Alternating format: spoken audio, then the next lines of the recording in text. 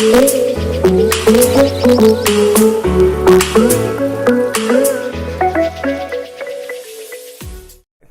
talking about communication, so particularly the communication between men and women. So we know, hi Kenneth, thanks for jumping back. Sorry, I don't know what happened there.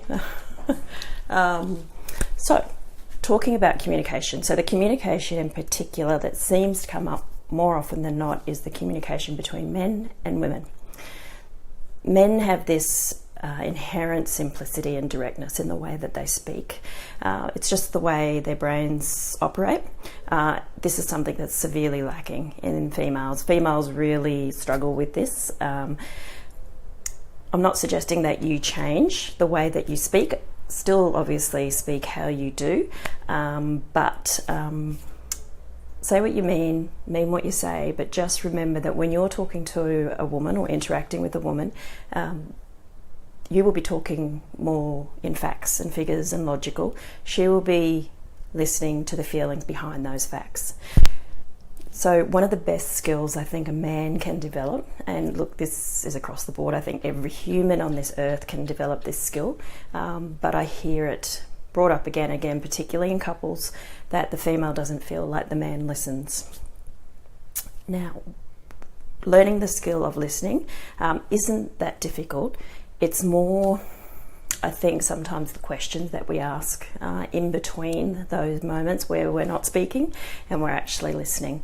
That's where the true listening comes in, and we'll get to that shortly. So, common situation, a woman comes to you, whether it's your partner, whether it's someone at work, and they have a problem. So they're just getting it off their chest. They're talking to you.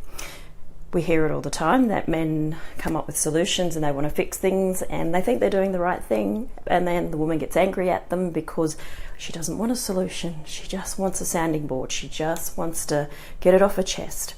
A lot of the time when a woman is talking about a problem, she doesn't even really know how she feels about it. So her articulating it is actually helping her to work through her emotions to see what she really feels about this situation, or what she feels about this person at work that's bugging her.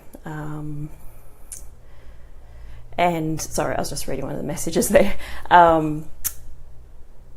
So when a woman comes to you with a problem, she isn't looking for a solution. What she's looking for is a sounding board. She's perhaps wanting a hug or gentle reassurance through words to say everything will be okay. That's generally all she wants. And you have to trust that if a woman is looking for a solution, that she will step up and she will ask you. She will give you all the information you need in order to do so. But if she doesn't ask for a solution, just assume she's coming to you as a sounding board to get some clarity for herself by articulating the problem, and learn that skill of listening. So one of the best ways to learn how to listen is to learn how to ask some key questions just to keep the conversation going, but it also helps to get her to think of things that she may not have thought of. And trust me, if you can do this, most women will think that you are absolutely amazing.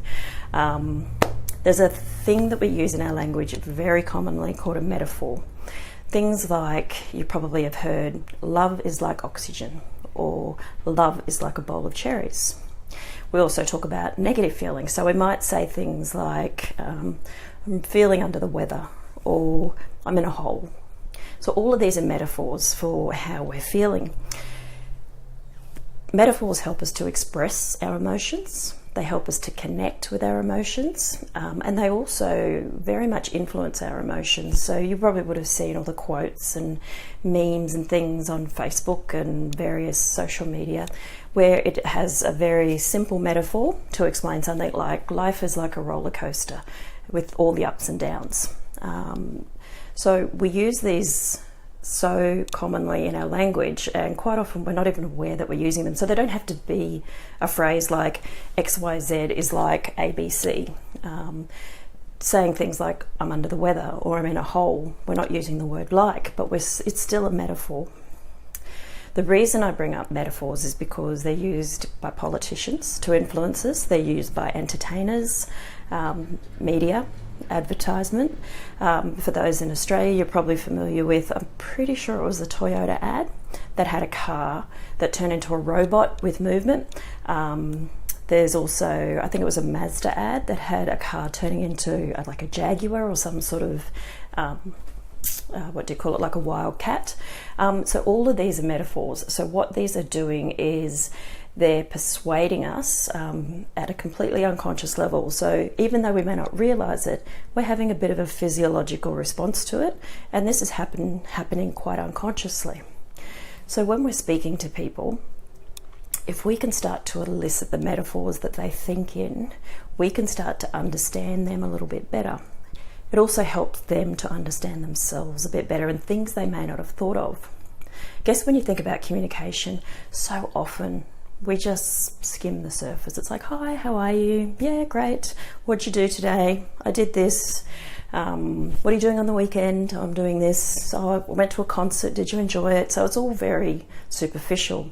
So if you want to have more depth in your conversations, what that does is it helps you to build rapport. It helps you to have a deeper connection, and you'll actually gain better insight into this person. So this can be with your mates, it can be with females, it can be with anybody that you would actually like to have a deeper relationship with and have a better understanding of their world. And when it comes back to men and women, trust me, if you can make a woman have more insight into how she's feeling, and this is through posing some of these questions I'm about to give you, it will work wonders, because for a woman to have that intellectual stimulation just goes absolute, what's the word? It makes a huge difference if you can stimulate a woman intellectually and help her get in touch with her feelings. So when someone is speaking to you and they come to you with a problem, or she's upset about something, or what else? Yeah, any statement really that you might feel the urge to give a solution to.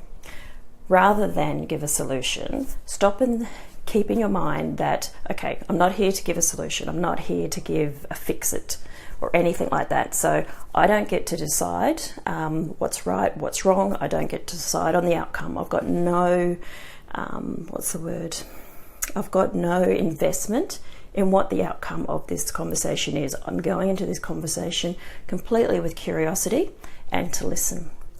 So the magic question, if someone, male or female, if they're upset with you, if they're feeling really sad, if they're getting frustrated, the question is quite simple. What would you like to happen? What would you like to have happen? And immediately you'll see a difference in their physiology. Think about it yourself. If I came to you right now and whatever emotion you're feeling, let's say that you've got home from work and it's been a really frustrating day, and you're talking about something that's happened, and rather than me saying, oh, you should do this, or maybe you should try this, I actually pose it to you and say, what would you like to have happen? So keep in mind there's a tone as well. So we don't want to sound sarcastic. We don't want to sound like we've got attitude or anything like that. So it needs to be a genuine tone that we're going to them. What would you like to have happen? Be genuinely curious as to what you would like, what you want to know for them, what they would like to have happen. Then they tell you. So say they may like, I just want some more respect. That's great. Another question you can ask is, so you want more respect? So this is where the metaphors come in. This is why I was babbling on just a moment about the metaphors. Because what we're trying to do is we're trying to get them to think in metaphors, because again, it helps us connect to their emotions. It helps us connect at a much deeper level, and we can understand their map of the world that bit more when we start to elicit these comparisons to real life that they're using. So, okay, so you've got respect. So when you have respect, that would look like what? This is a way of getting them to say, okay, so if I had more respect, got to think of a metaphor, what would that look like? Or having respect is like being able to stand on top of a mountain. They might feel powerful, they might feel that they can see over things, or whatever it is. that way, what you're doing is you're getting them to think about what it is they want, but also what that looks like to them. And, you know, this will probably feel a bit weird when you try it the first time, because they're not questions that we normally would ask people. But what it's doing is it's giving you more insight. It's helping the person you're questioning actually stop and think about an area where they may not have even thought about it themselves. And this is particularly, as I said, for women, because they need to verbalize everything so that they can process it and understand the emotion and how they actually feel about it, what they should do. They don't come up with solutions like you do. It has to be like talked about until all of a sudden the penny drops and, okay, this is what I want to do. But by putting a couple of those questions to them, will help them to stop in their tracks and actually think, okay, what do I want to happen? The other bonus is that rather than having to listen to a half an hour of repetitive talking about this problem, you can stop it quite early in the conversation and get her thinking, okay, what is it that you want? What is it that you would like to have happen? From there, obviously, if it's respect or if it's, you know, I want some more time to myself or whatever the thing is, then that's when you say, okay, so you've got more respect. Having more respect is like what? And start to elicit that. You can ask, is there anything else about that? Again, it's just practice of these two questions, but the biggest one is, what would you like to have happen? Will work wonders, whether that's talking to a male colleague or a female. Quite often, females do it too. We rush in, try to come up with a solution or fix it, or try to assimilate with them by talking about an issue that we've had that's similar. So quickly we go into this pre-programmed script when we're listening to anybody talk. And a classic example is when you have young kids, and you hear it all the time when you're in the playground, or you know, you're at some activity, birthday party or whatever, and one mum will talk about what their child's doing as far as development, and before they can almost finish the question, the next mum will say what their child's doing, and it's just this comparison. And we do it in all walks of life, but that's not listening. That's just waiting your turn to speak and say what you want to say. So if you go into a conversation with an open mind, that you've got no outcome, you've got no investment in what the outcome is.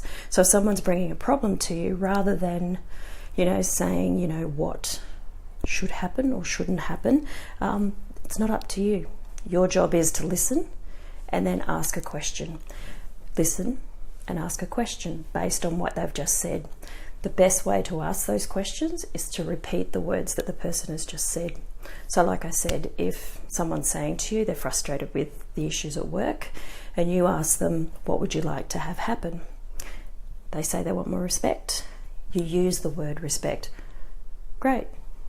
You'd like more respect.